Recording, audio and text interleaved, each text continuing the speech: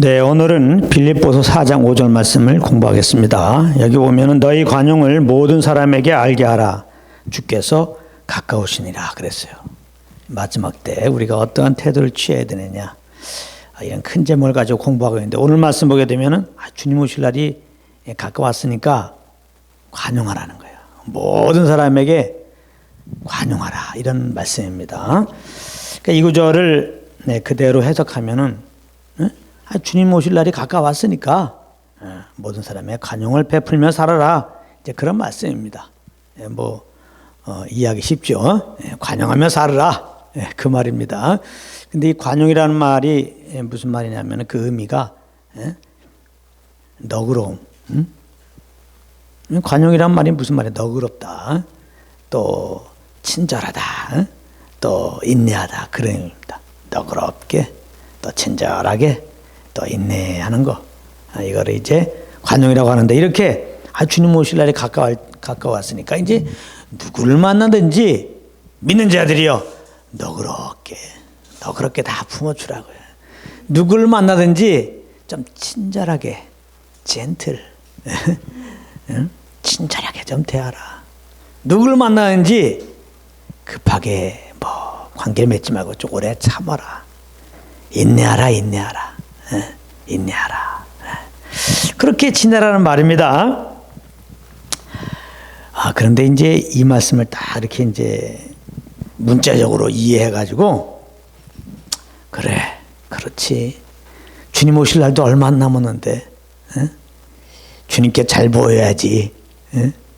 그것은 이렇게 너그럽게 사는 거야. 관용을 베풀며 사는 거야. 뭐 이렇게 아웅다웅하고 그렇게 살아? 뭐 이렇게 급하게 그냥 사냐고. 좀 인내하면서, 친절을 베풀면서, 너그럽게 이렇게 품으면서, 용서해 주면서 이렇게 살아야지 하고서 이제 마음을 딱 정하고, 이제부터는 무슨 일이 있더라도 이 말씀 그대로 관용하며 살아야지 하고 노력을 하게 되면은 안 됩니다. 이게 굉장히 중요한데요. 왜냐하면은 우리는 연약하기 때문에 아무리 이 말씀이 옳아요. 그렇잖아요. 너 관용하며 사는 게 맞잖아요. 이게 옳아서 그렇게 내가 또 살려고 마음을 굳게 정하고 또 그 말씀을 실천하려고 아무리 노력해도 우리는 연약해서 그렇게 살 수가 없어요. 절대 살 수 없습니다. 그렇기 때문에 문자적으로 이 말씀을 그대로 이해해가지고 문자 그대로, 정말 마지막 때 관용하며 살라고 그랬어. 그렇다고, 그래요, 아멘, 모든 사람들 만날 때 내가 관용하며 살겠습니다, 마음을 굳건히 정하고 그렇게 관용하며 살도록 노력하는 삶을 살려고 하면 안 돼요.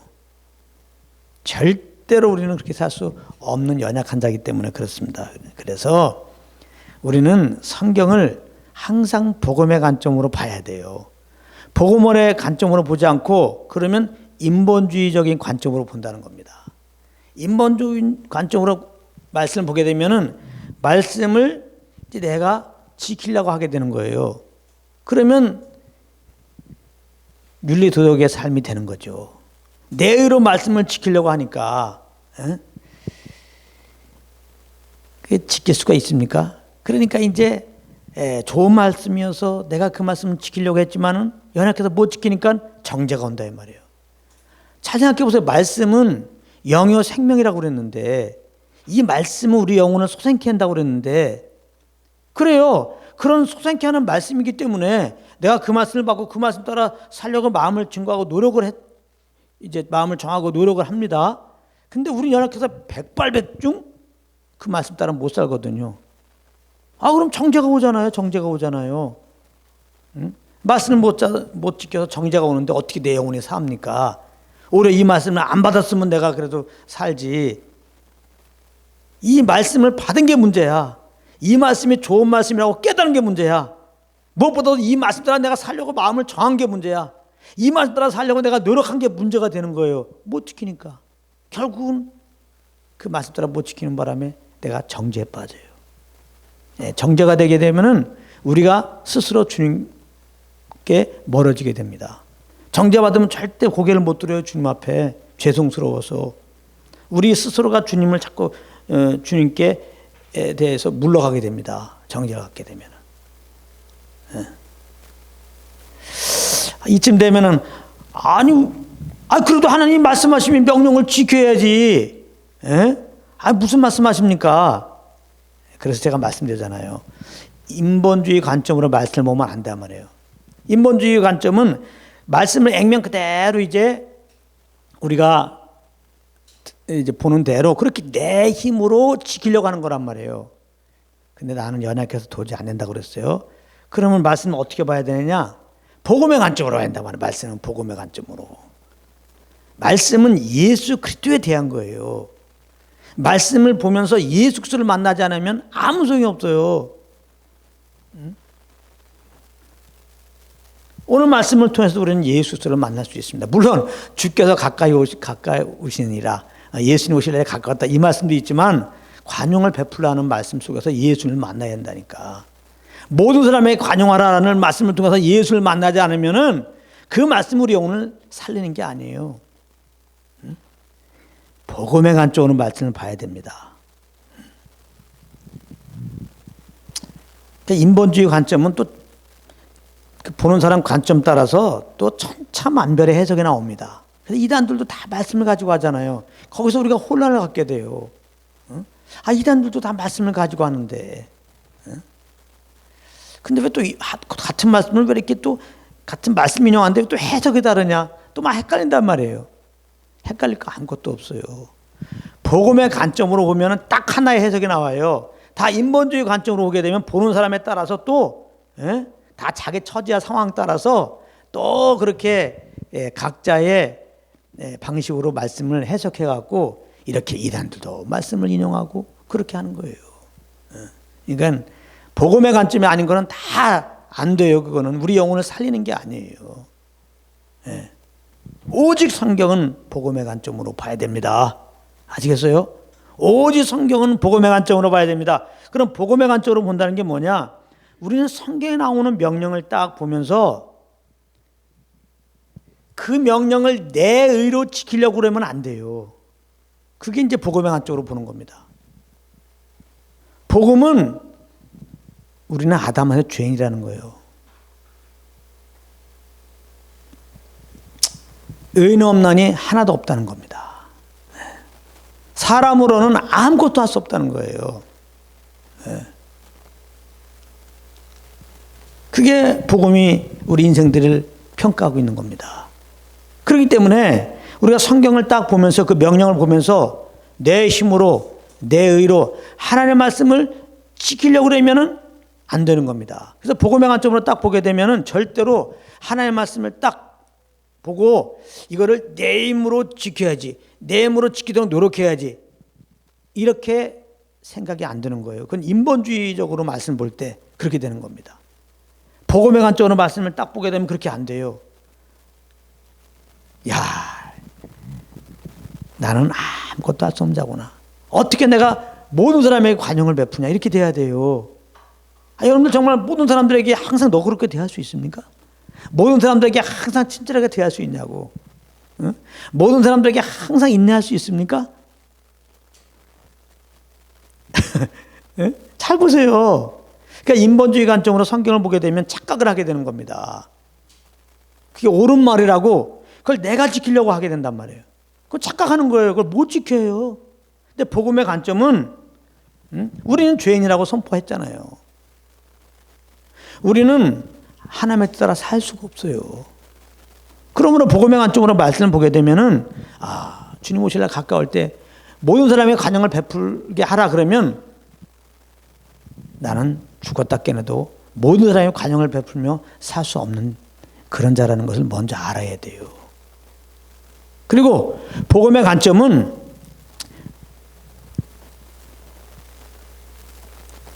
예수님이 말씀이 육신된 분이잖아요. 이 말씀을 나는 못 지키지만 말씀이 육신이 되어 오신 예수 그리스도는 이 말씀 따라 사셨다. 예수 그리스도만이 이 말씀 따라 사신 것을 알아야 돼요. 그래서 우리는 모든 사람의 관용을 베풀라, 이 말씀을 들을 때 내가 이 말씀을 지키려고 하지 말고 이 말씀을 지키신 예수 그리스도를 바라보는 게 맞는 거예요. 성경은 예수 그리스도에 대한 거라니까요.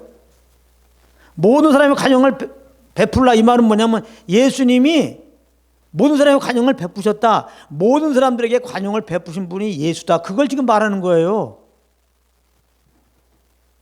아시겠어요?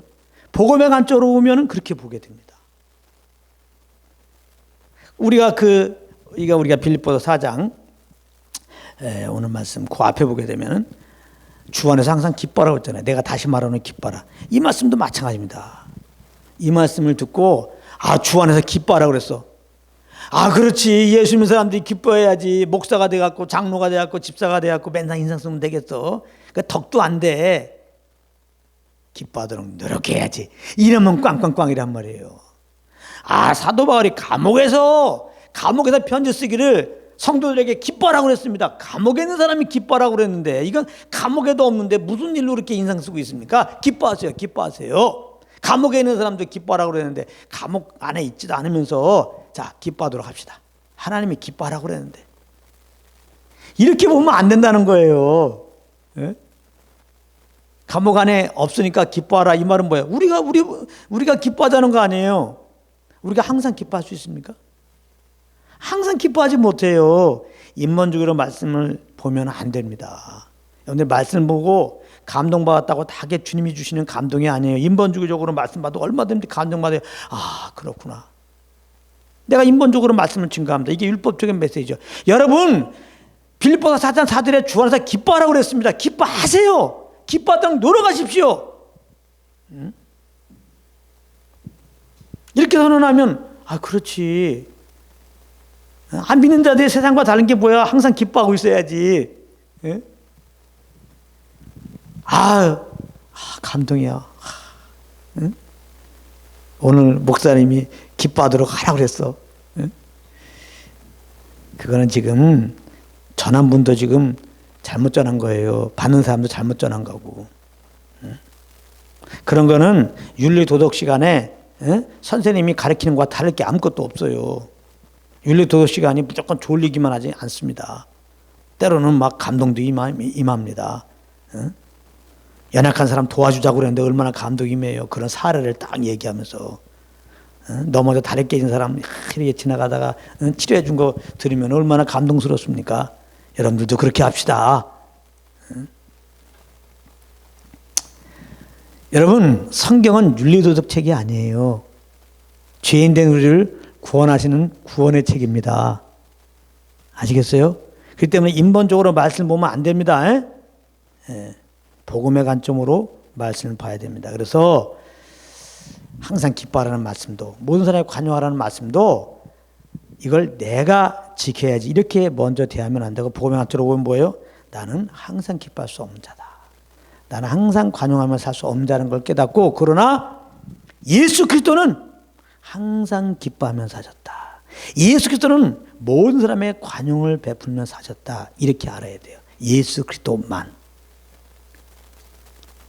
그래서 예수 그리스도를 바라보는 거예요. 이 말씀을 저는 모든 사람의 관용을 베푸신, 나에게 관용을 베푸신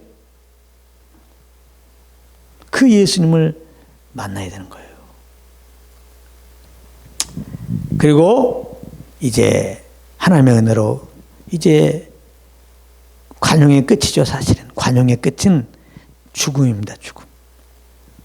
우리 죄인된 우리를 너그럽게 여기고 친절히 여기고 인내하고 우리를 그대로 이제 참고 품다 보니까 죽어야 돼. 그래서 예수님이 십자가에 죽으시고 이제 우리를 의롭다 함을 위하여 부활하였어요. 그래서 복음으로 관점으로 이제 말씀을 보게 되면 나는 말씀을 지킬 수 없는데 말씀을 지키신 유일하신 의로우신 예수님이 나의 죄를 위하여 십자가에 죽으시고 이제 부활하였다는 겁니다. 그게 복음이에요. 그래서 하나님의 은혜로 이분이 예수인 것을 믿을 때 우리가 예수의 영생을 얻는데, 예수의 생명으로 새롭게 되는데, 바로 믿음으로 구원받은 나는 이 말씀을 지키신 예수님과 같이 살 수밖에 없는 그 생명으로 거듭난 자라는 걸 보게 되는 겁니다. 말씀을 보면서 그리스도 안에서 내가 누구인지를 아는 거예요. 그러니까 모든 사람의 관용을 베풀라. 나는 관용을 베풀 수 없어요. 그런데 예수 믿은 나는 그리스도 새 생명으로 새롭게 된 나는 이 내가 은혜로 받은 이 생명은 모든 사람에게 관용을 베푸는 생명이란 말이에요. 그러니까 그리스도 안에서 나는 이 생명 안에서 나는 모든 사람에게 관용을 베푸는 자가 되었다는 것을 또 알아야 됩니다. 그러니까 많은 사람들은 입문적으로 말씀을 보게 되면 모든 사람에게 관용을 지키게 하라고 그랬어. 모든 사람에게 관용을 알게 하라고 그랬어. 이제 관용을 베풀어야 돼. 내가 관용을 베풀어서 하나님 앞에 너는 관용을 베푸는 자다 이렇게 인정받으려고 그래요. 이게 율법주의입니다.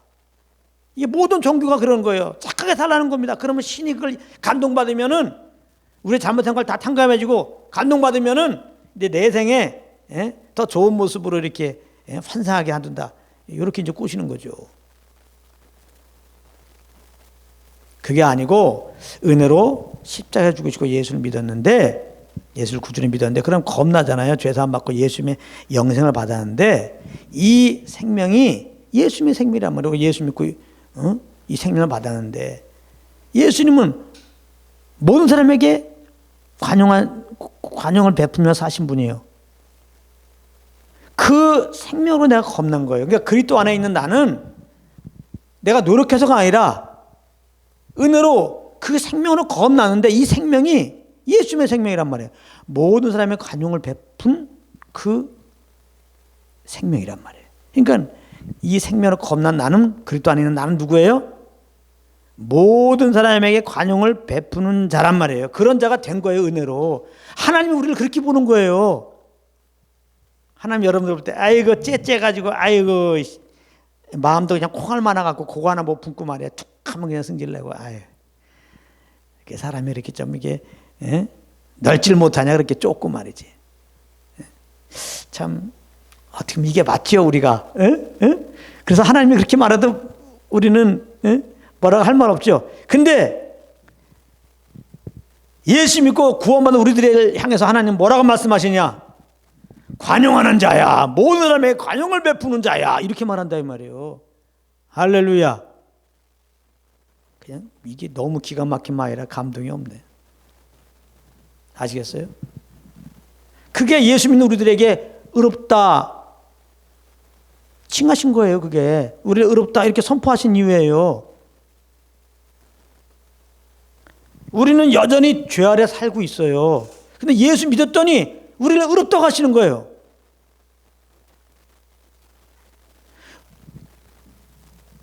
의롭지도 않은데 의롭다 하신 게 아니에요. 진짜 의로우니까 의롭다 하신 거예요. 어떻게 나는 행한 건 죄밖에 없는데 의로운 자가 됐지? 예수 믿었잖아요. 예수 믿으면은 예수님의 영생으로 내가 겁났잖아요. 그 영생이 예수님의 생명이란 말이에요. 예수님이 이 생명으로 의롭게 사신 거예요. 우리가 예수 믿고 그 생명으로 겁났잖아요. 그러니까 이 생명은 의로운 생명이에요. 이 생명으로 새롭게 된 게 그리스도 안에서 나예요. 그러니까 하나님은 이 생명 있는 우리들에게 그 생명을 보고 너는 의롭다 그렇게 한 거예요.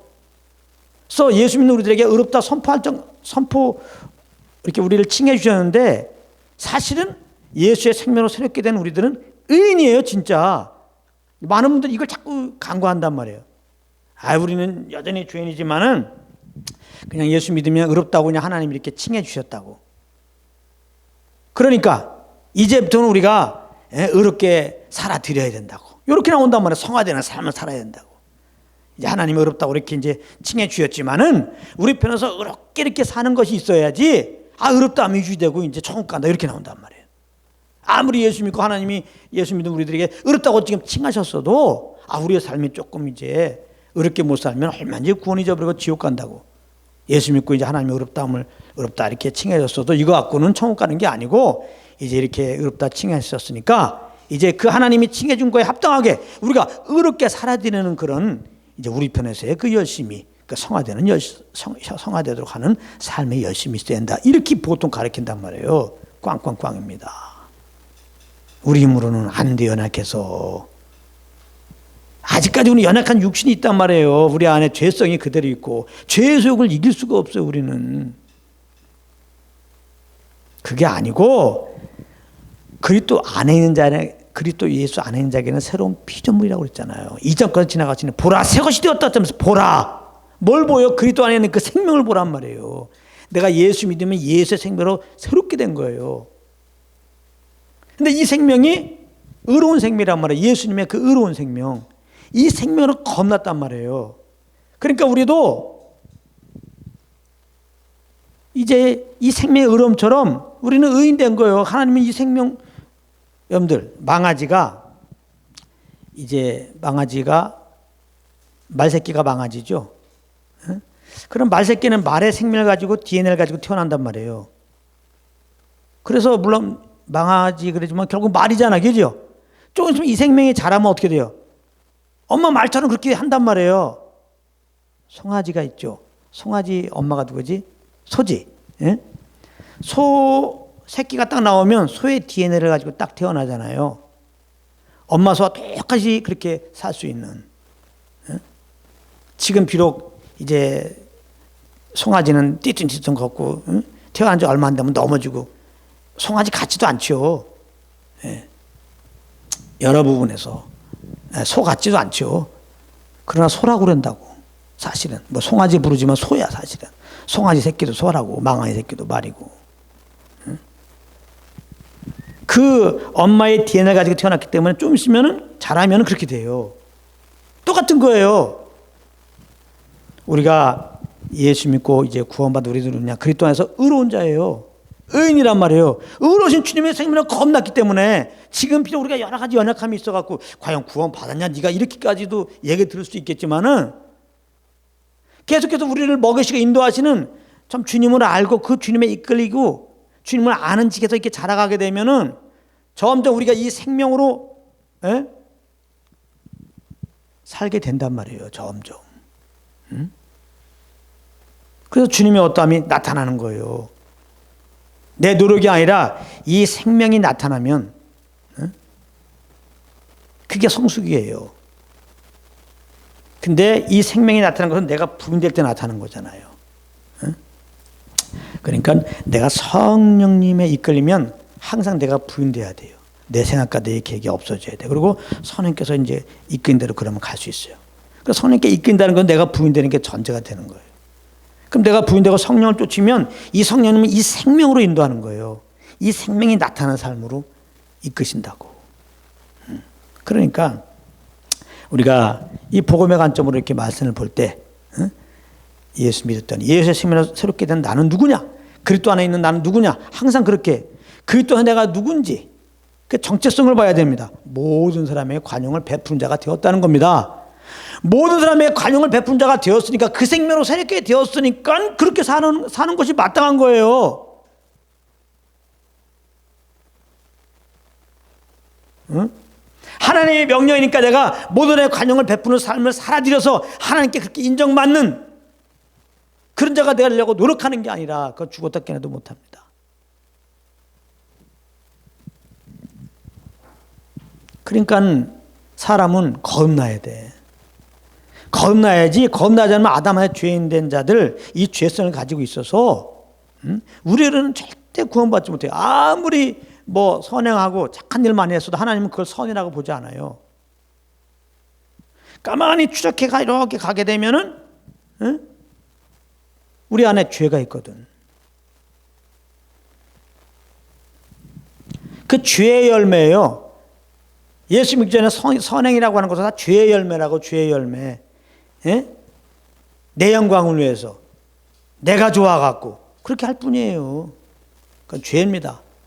안 믿는 사람들이 선행을 베푼 거 다 자기가 좋아서 그런 거예요. 자기 좋아서. 다 자기 의 세우는 겁니다. 절대 하나님께 영광 돌리지 않습니다. 그래서 자기 의로 주님 섬기지 말라는 거예요.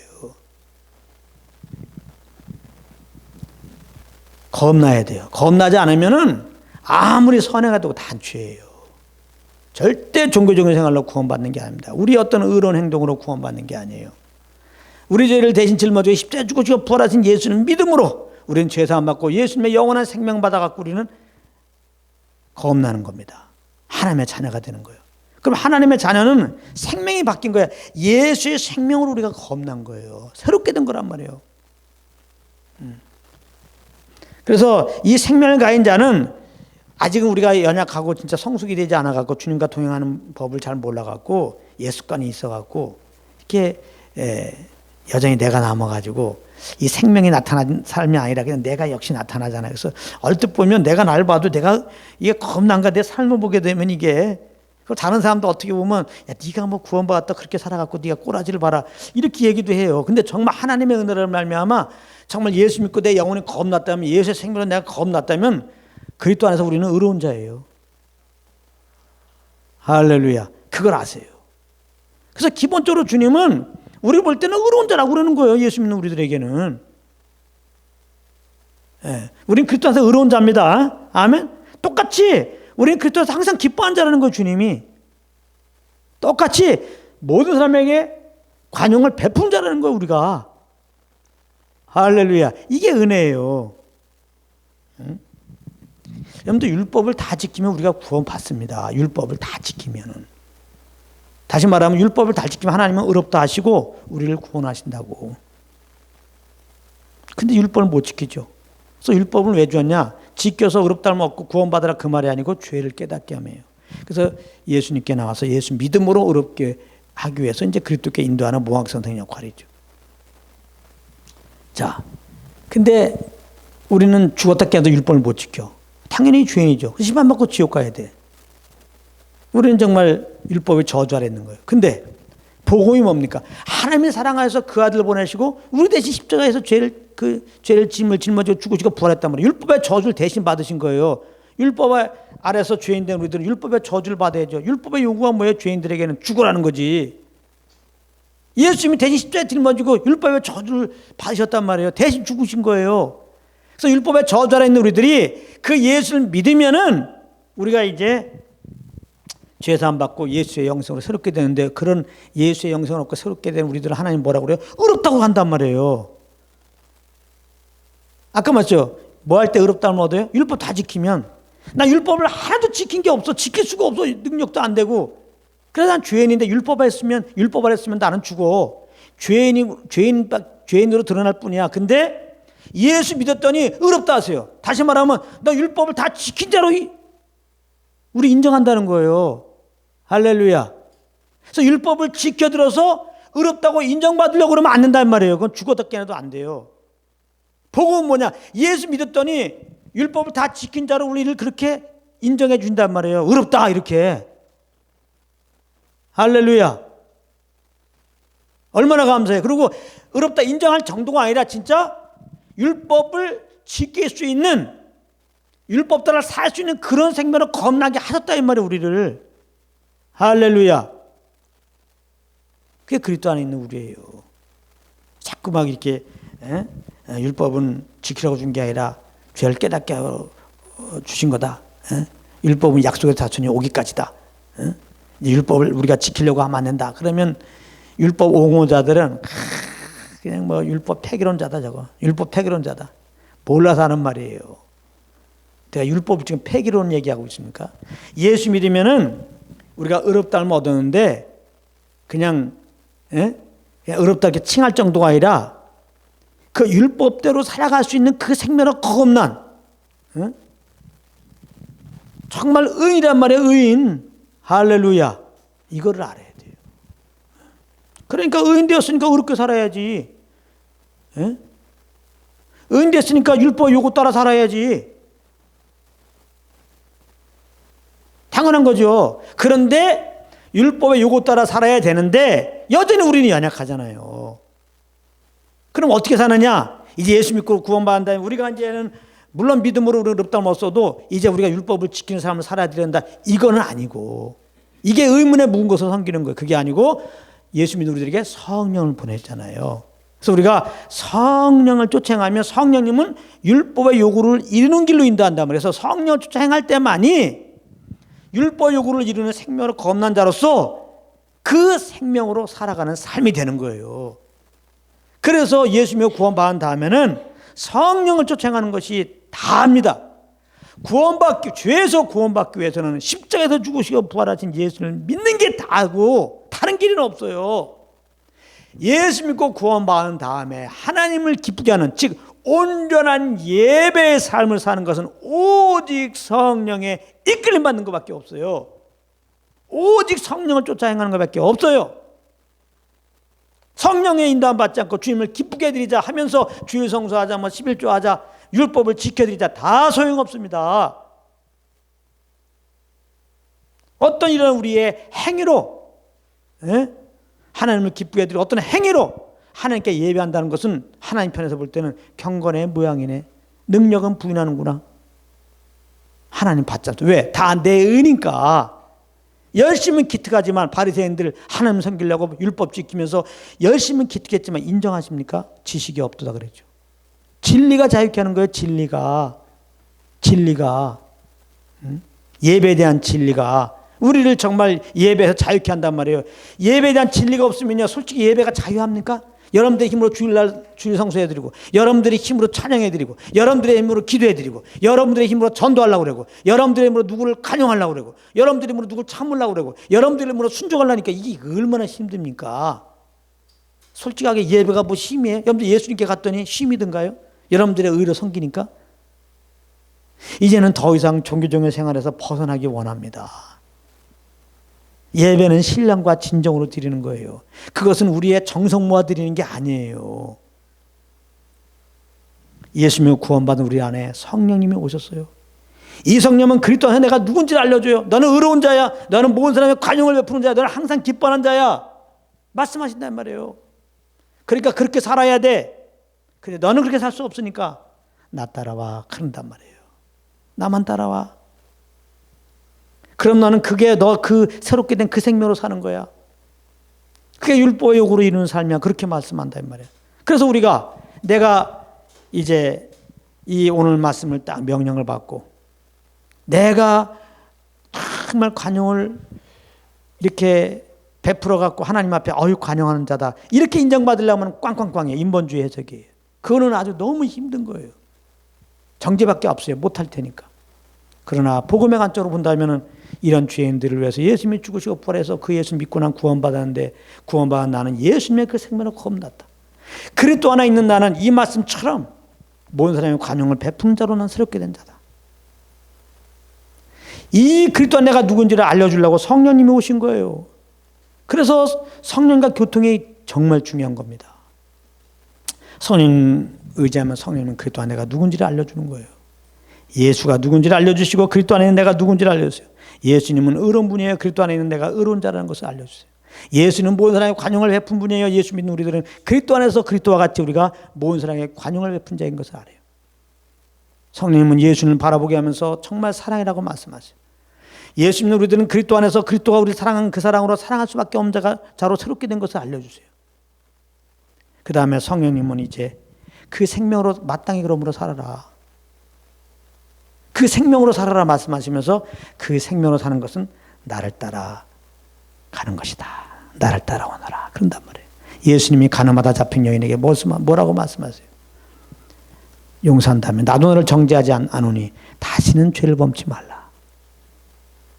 그러면서 뭐예요? 그 다음 말씀에 내가 세상의 빛이니 나를 따른 자는 실족하지 않고 죄를 범하지 않고 그런단 말이에요. 그러니까 다시 말하면 가늠하다 잡힌 여인에게 나를 다시는 죄를 범치 말라 하면서 그 대안으로 말씀하는 게 뭐예요?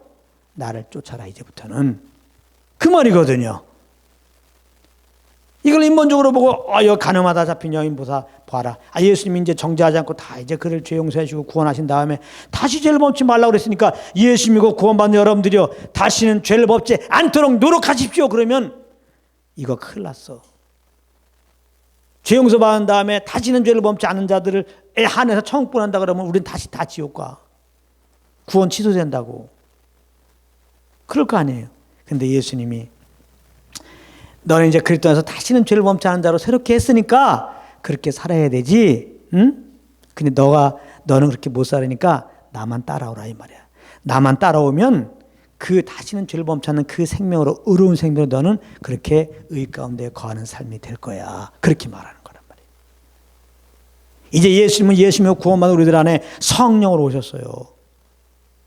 그래서 로마서 8장에 보게 되면 영을 쫓아 행하는 자들에게 율법 요구를 이루신다는 거예요. 로마서 7장에 보게 되면 이제 의문에 묵은 것으로 섬기지 말고 제발 우리의 힘으로 말씀을 잘 이루어드리려고 하지 말고, 그거는 예배가 아니에요. 그거는 종교고 너무 힘들어요.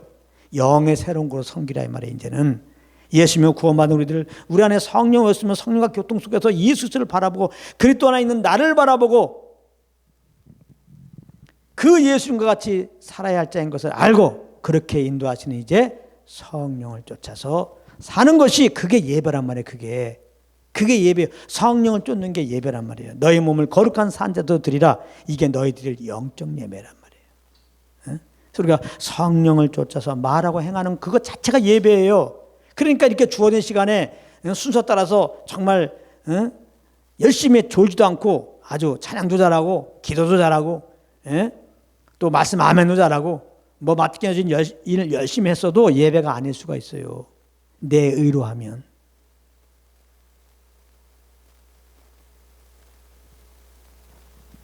그런가 하면은 성령을 쫓아서 이렇게 성령님을 의지하고 그리스도 내가 누군지를 알고 선생님께서 인도하신 대로 그러므로 우리가 사는 겁니다. 새 생명으로 살게 되면은 다 예배야. 다 예배. 잠자는 것도 예배고. 성령과 동행하면서 그 인도함 안에서 그 기운 안에서 그 소원함 따라서 우리가 하면 그게 다 예배라니까. 밥 먹는 거 예배, 설거지하는 거 예배, 직장 생활하는 거 예배, 차 타고 가는 거 다 예배예요. 늘 내 안에 계신 성령님을 인정하고 이분의 기운에 이끌려 살려는 자세를 가지고 이분에게 내 삶을 딱 맡기면서 이 주님이 주시는 그런 감동과 소원함 따라서 또 때로는 생각나게 하시는 그 말씀에 근거돼서 우리가 움직이면 그게 다 예배예요. 성령님은 반드시 이 생명으로 인도하세요. 주님이 사신 그 삶으로 인도한다고요. 내가 하는 것과 다릅니다. 예수님을 본받자 성화되자 그러면 누가 하는 거야? 내가 하는 거잖아요. 그건 진리가 아닌 거예요. 그거 힘들어요. 되지도 않고. 성령을 쫓아가는 겁니다. 그러면 자유한 게 뭐냐면 성령님은 복을 말씀한다니까. 예수 그리스도 안에 있는 내가 누군지를 성령님은 알려준단 말이에요. 응? 항상 기뻐하는 자고 의로운 자고 모든 사람에게 관용한 자인 것을 알려줘요. 그리고 그렇게 새롭게 된 자로서 사는 것은 나를 쫓는 것이다. 그렇게 말씀하셔서 나를 신뢰하지 않고 내 의를, 내 힘을 이제 들여서 살려고 하는 게 아니라 다 내 힘을 빼고 이제 오직 성령님만 의지해서 성령님의 이끌림 따라서 우리가 성령의 감동함 따라서 그렇게 살게 하신단 말이에요. 성령의 감동함으로 성경 말씀 썼잖아요. 이 성령의 감동함이란 말은 뭐냐면 조그만 돛배가 바다에 있는데 바람이 불어. 그래서 바람결에 돛배가 움직이는 거잖아요. 이렇게 돛배가. 돛배는 바람결에 움직이는 거예요. 자기 힘으로 가는 게 아니라 그게 성령의 감동함이라는 말이에요. 그러니까 이 성경 기자들에게 성령의 감동함이 딱 왔어요. 성령님께 그냥 모든 걸 딱 의탁하는 가운데 성령의 이끌림 따라서 생각하고 성령이 주신 대로 이렇게 기록한 거예요. 그래 성경이 된 겁니다. 사람이 썼지만은 하나님이 쓴 것이 되는 거예요. 마찬가지입니다. 우리가 이제 이 땅에 살 때 내 힘으로는 아무것도 할 수 없어요. 주님 뜻 따라 살 수 없어요. 율법욕으로 이룬 삶이 될 수 없어요. 내 삶을 주님께 딱 맡깁니다. 내 야망을 맡깁니다. 다 맡겨야 돼요. 나는 그리스도와 함께 죽었어요. 내 욕심이 있는 한, 내 야망이 있는 한 절대 성령을 쫓지 못합니다. 내가 뭐 할 수 있다는 것이 있는 한 절대 성령을 쫓지 못합니다. 그래서 하나님은 구원하신 다음에 온전히 성령을 쫓는 예배자가 되기 위해서 나를 완전히 죽는 자리로 인도하는 거예요. 완전히 부인되는 자리로 인도한다고. 완전히 가루가 되는 자리로 인도하여 나를 신뢰하지 않는 쪽으로 인도한다고요. 많은 사람들이 자꾸 이렇게 예수님을 쫓다가 좀 어려움 당하고 아무것도 할 수 없으면 여기서 막 굉장히 딜레마에 빠지고 신앙의 위경이 와요. 근데 그럴 거 없어요. 오히려 감사하세요. 아무것도 할 수 없는 거 인정하는 거예요. 심 빼게 하신 다음에 성령님의 이렇게 인도를 받는 거예요. 성령님이 이렇게 우리가 아무것도 할 수 없는 자리에도 하나님은 계신단 말이에요.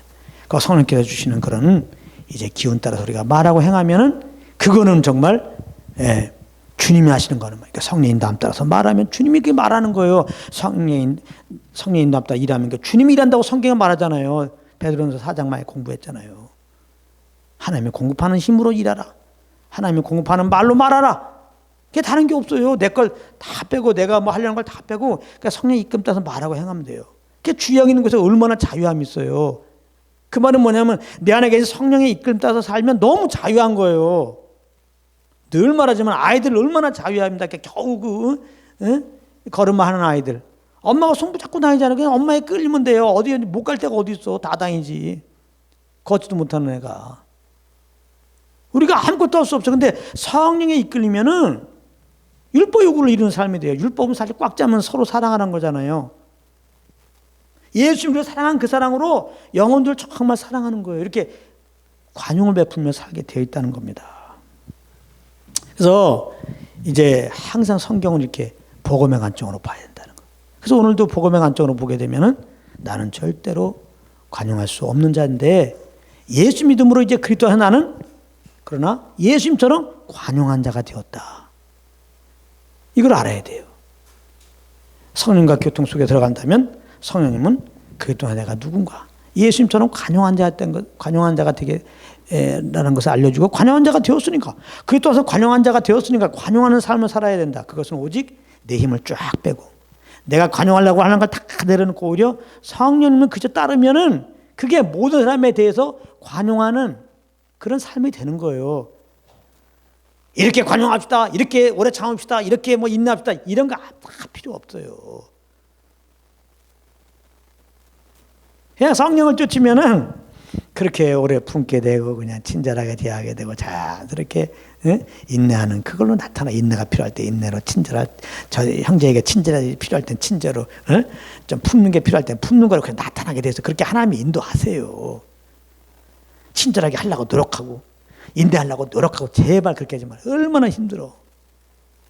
그 미스 코리아 옛날 대회 보면 미스 코리아들 그 웃는 거 얼마나 어색합니까? 그 웃으면서 해야지 그런 인상 쓰면서 그 도나? 그러니까 웃으면서 그 옛날에도 너무 어색하게 보이더라고. 응? 신앙생활이 그 미스 코리아 미수처럼 말이죠. 그렇게 억지로 하면 안 돼요. 그냥 참으려고 인내하려고 친절하려고 노력하면 안 돼요. 그건 종교입니다. 그래서 모든 종교는 노력에 의해서 어떻게 보면은 굉장한 진짜 친절함이 있어요. 그렇게 해야지 사실 구원받는다고 하니까 엄청난 인위적으로 말이죠. 얼마나 친절을 베푸는지 몰라요. 여기에 쏙 넘어가는 겁니다. 이 진리 보는 사람들 믿는 사람일지라도 그거 하나님이 인정하지 않아요. 그거 힘들어요. 그 종의 멍을 매는 거야. 내 힘으로 하는 거는 그게 아닙니다. 예수 믿을 때 우리는 그리스도 안에서 주님의 은혜로 말미암아 이미 우리들은 관용한 자가 된 거예요. 하나님이 그렇게 인정해 주세요. 아멘. 할렐루야. 이제는 관용해갖고 하나님께 인정받으려고 하지 맙시다. 이미 하나님이 인정해.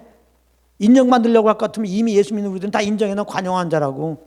그러니까 관용한 자가 되니까 관용하게 살아야 될 거 아니에요. 그거는 오직 관용하려고 내가 관용을 베풀려고 하는 걸 내려놓으란 말이야. 내가 친절을 베푸고 내가 인내하려고 하는 걸 다 내려놓고 성령을 쫓으란 말이야. 성령을. 아시겠습니까? 제발 성령을 쫓아 행하십시오.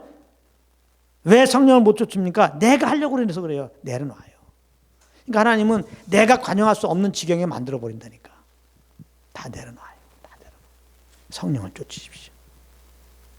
그러면 성령님은 먼저 우리에 대해서 관용을 베푸신 예수를 바라보게 하죠. 그래서 그 안에 있는 나를 또 바라보게 하죠. 그러니까 성경에 보게 되면 이 관용하신 예수님, 마가복음 10장 45절에 보면 인자가 온 것은 성경을 받으려 아니고 섬기려고 관용을 베풀러 오셨다는 거예요. 그 예수님이 관용 베푼 목적은 다 이유가 있어요. 무조건 우리를 그냥 관용하고 그냥 친절 베푸고 그냥 때리면 맞고 그냥 오래 참고 그냥 그렇게 그런 말 있잖아. 미쳤어? 갑자기 하나님 인간 되어 와갖고 그냥 화풀이 대상으로 그냥 때리고 그냥 욕하면 맞고 침 뱉으면 맞고 그냥 그러려고 오셨으려고? 관용의 목적이 있습니다. 그것은 죄인들이 회개하고 복음을 믿고 영생 얻기 위한 거예요. 이거 잘 아십시오. 예수님이 때어서 관용을 베풀러 오셨는데 그 목적은 뭐예요? 회개하고 복음을 믿고 영생 얻기 위한 거예요. 요한복음 4장 1절부터 26절에 보면은 사마리아 여인 나옵니다. 사람들에게 손가락박질 받는 그 사마리아 여인 예수님은 관용을 베풀고 다 품잖아요. 그리고 결국은 복음을 증거하고 그 영혼이 예수님께 나와서 영생 얻게 하잖아요. 아멘. 아까 말했지만 요한복음 8장 1절부터 11절에 보면 가늠하다 잡힌 여인. 사람들이 그냥 돌로 쳐 죽이려고 그러잖아요. 세상에는 관용이 없죠. 근데 예수님은 관용을 베풀잖아요. 나도 너를 정죄하지 않으니. 그 가늠하다 잡힌 년이 예수님을 영접했을 거 아닙니까? 그 예수님을 졸졸졸 따라다니는 사람 중에 그 무리들 1, 2, 3 중에 들어간단 말이에요. 관용의 목적은 회개하고 복음을 믿고 영생 얻기 위함이에요. 그러므로 이 관용의 끝은 예수님은 십자가란 말이에요. 십자가. 죄인된 우리들을 궁극적으로 죄에서 구원하려면 대신 죽어야 돼요. 십자가는 그 관용의 극치야. 관용의 극치. 많은 사람들이 뭐 나는 관용을 잘한다고, 너 그렇게 대한다고, 친절 베풀고 인내한다고, 저 사람 연약한 품다가 당신 죽는 상황 되면 죽을 수 있어? 절대 못 죽습니다. 안 죽으면 판단해야지. 이제 저 사람 정죄해야지. 절거 선언해야 될 거 아니에요. 못 받아주지. 안 됩니다. 우리 힘으로는요. 예수님은 그러나 끝까지 관용하신 거예요. 그 관용의 끝이 십자가입니다. 죄인 우리를 끝까지 품었어요. 관용의 목적은 우리를 구원하기 위한 거예요. 예수님이 우리를 관용하다가 이제 우리 연약함을 짊어지고 십자가에서 죽으신 겁니다. 이사야 53장 7절 그 십자가 지는 모습을 이렇게 표현합니다. 그가 곤욕을 당하여 괴로울 때도 급을 열지 아니하고, 관용이죠. 마치 도전에 끌려간 어린 양 털깎은 자 앞에 잠잠히 그 입을 열지 아니하고, 우리를 친절하게 받으신 겁니다. 이것들이 버정머리 없게 지금 내가 너희들 구원하러 왔는데 하나님의 아들이 나에게 대하는 태도 보셔. 이거 내가 누군데 이게 내가 얼만큼 참으랴? 안 하신단 말이에요. 가만히 있어요. 다 연약함 이해하시고 품고 관용을 베푸시는 거예요. 인내하시고. 베드로전서 2장 23절에 욕을 받으실 때 욕하지 아니하시고 고난을 받으실 때 위협하지 아니하시고, 오직 공의로 심판하신 자에게 부탁하며 다 주님께 맡기고 자신은 관용했다는 거예요. 우리도 관용하려면 인간적으로 머리 쓰면은 복잡해지잖아요. 내가 참아야 되나 용서해야 되냐 막 다 맡겨요. 그냥 주님께. 그리고 성령의 이끌림 받아요. 그냥. 예수님도 다 주님께 맡기고 성령 인도함 받았더니 관용하라고 해서 오래 참으셨다는 거예요. 같이 욕하지 않고 같이 위협하지 않고. 마태복음 12장 19절 20절에 보면 그가 다투지도 아니하고 둘레지도 아니하고 아무 길에서, 둘레라는 말이 막 소리치는 거 있죠. 아무도 길에서 그 소리를 듣지 못하리라.